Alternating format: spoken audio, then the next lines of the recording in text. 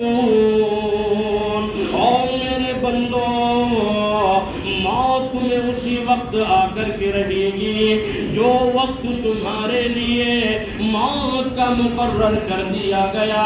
موت نہ ایک ساعت آگے جائے گی نہ ایک ساعت پیچھے جائے گی۔ موت کا جو ٹائم ہے اسی وقت انسان کی موت آتی ہے۔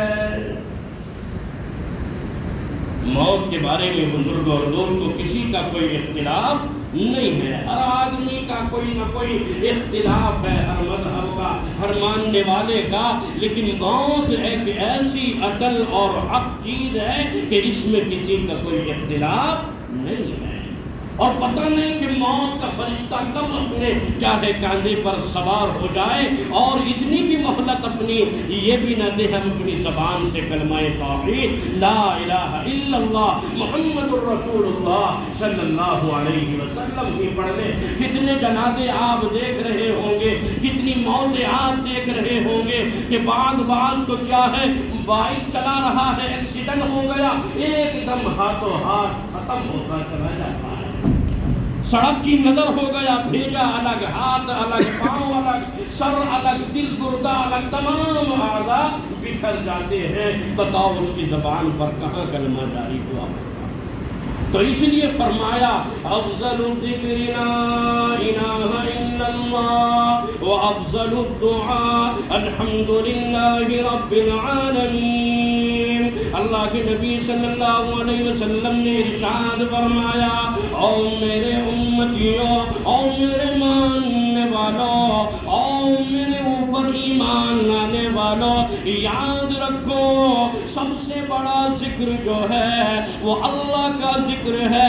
اس لیے او میرے مسلمان بھائیوں، اگر آپ گاڑی پر چل رہے ہو، ٹو ویلر پر ہو یا فور ویلر میں ہو، بسوں کے اندر ہو یا پلین کے اندر ہو یا ٹرین کے اندر ہو یا محلے میں گھومتے پھر رہے ہو، سڑکوں پر چل رہے ہو، پیدل چل رہے ہو، گھر میں موجود ہو، بستر پر لیٹے ہوئے ہو، بستر بچھانے کے لیے تیار ہو، تو اللہ تبارک و تعالیٰ کے نبی نے ارشاد فرمایا، او میرے امتیوں، اللہ کا ذکر کرتے رہو، اللہ اللہ کرتے رہو، اللہ کو یاد کرتے رہو، کیونکہ اللہ کے ذکر کے علاوہ کوئی ذکر بڑا نہیں۔ اور فرمایا افضل الدعاء، سب سے افضل دعا الحمدللہ رب العالمین۔ یہ سب سے افضل دعا ہے، جب دعا مانگو اللہ سے یہی مانگو الحمدللہ رب العالمین۔ اے رب ذوالجلال، اے خالق کائنات، تو تمام جہانوں کا پروردگار ہے، حمد و ثنا تیرے لیے، بڑائی تیرے لیے، عزت تیرے لیے، تیرے علاوہ کوئی عبادت کے لائق نہیں، پرستش کے لائق نہیں، سجدے کے لائق نہیں، قعود کے لائق نہیں۔ اور رب ذوالجلال، تو دونوں جگہ کا، پوری کائنات کا بادشاہ ہے، خالق و مالک ہے۔ بتاؤ تو صحیح، آسمان کو کس نے بنایا؟ آپ بتاؤ، اللہ نے بنایا۔ زمین کو کس نے بنایا؟ اللہ نے بنایا۔ یہ بڑے بڑے کالے کالے اونچے اونچے پہاڑ، یہ برفیلے پہاڑ کس نے بنائے؟ اللہ نے بنائے۔ یہ بہتے ہوئے دریا کس نے بنائے؟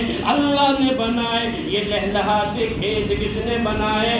اللہ نے بنائے۔ کم و بیش 18,000 مخلوقات کس نے بنائی؟ اللہ نے بنائی۔ تو اس لیے میرے بزرگوں اور دوستوں، اللہ تبارک و تعالیٰ ارشاد فرماتا ہے کہ عبادت کے لائق صرف اور صرف میری ذات ہے۔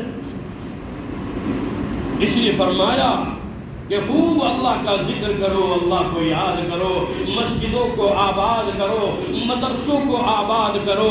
آج جو ہے ماشاءاللہ مسجدیں جو ہے بالکل خالی نظر آنے لگی، آج مدرسے خالی نظر آنے لگے، آج خانقاہیں خالی نظر آنے لگی۔ آج ہمارا مسلمان، آج کا نوجوان دنیا کے پیچھے بھاگ رہا ہے، لیکن مسجدیں مدرسے خالی نظر آ رہی ہے۔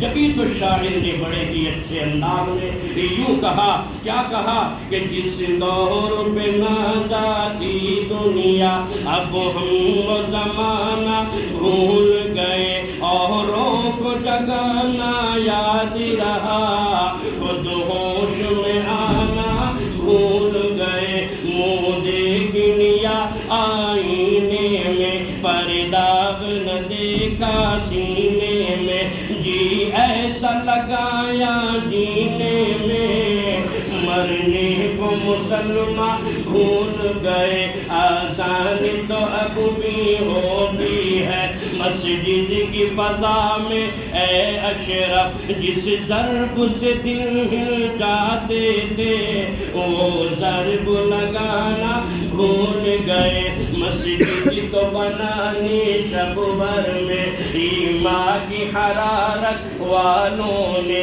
من اپنا پرانا پاپی تھا برسوں میں نمازی بن نہ سکے۔ فرمایا کہ پہلے آدمی ایسے تھے کہ مسجدیں بھلے سے کچی نظر آتی تھی لیکن نمازیں ان کی بڑی پختہ نظر آتی تھی۔ بزرگوں اور دوستوں جہاں آذان ہوئی فوراً مسجدوں کی طرف روانہ، لیکن آج آذانیں ہو رہی ہیں، ہمارا نوجوان چوپار میں کھڑا ہوا ہے، ہمارا نوجوان گھر میں بیٹھا ہوا ہے، ہمارا نوجوان کیا ہے ہوٹلوں میں بیٹھا ہوا ہے، ہمارا نوجوان سڑکوں پر ٹہل رہا ہے، ہمارا نوجوان بستر پر پڑا ہوا سو رہا ہے، ادھر کیا ہے مؤذن اذان دے رہا ہے، اللہ اکبر اللہ اکبر، اشہد ان لا الہ الا اللہ، اشہد ان محمد رسول اللہ، حی علی الصلاۃ حی علی الفلاح، الصلاۃ خیر من النوم۔ منادی پکار لگا گئے، اور اللہ کے بندوں اور بندیوں اٹھ جاؤ، اللہ کا نام بلند ہو رہا ہے، اللہ کا منادی تمہیں پکار رہا ہے، آؤ مسجد کی طرف، آؤ ماؤ بہنوں اٹھ جاؤ، مصلی بچھاؤ، نماز پڑھو، اللہ کو یاد کرو، نماز پڑھنے کے ذریعے اللہ تعالیٰ سے دعا مانگو، اللہ کے سامنے اپنی پریشانی رکھو، اللہ تمہاری پریشانی کو دور کرنے والا ہے۔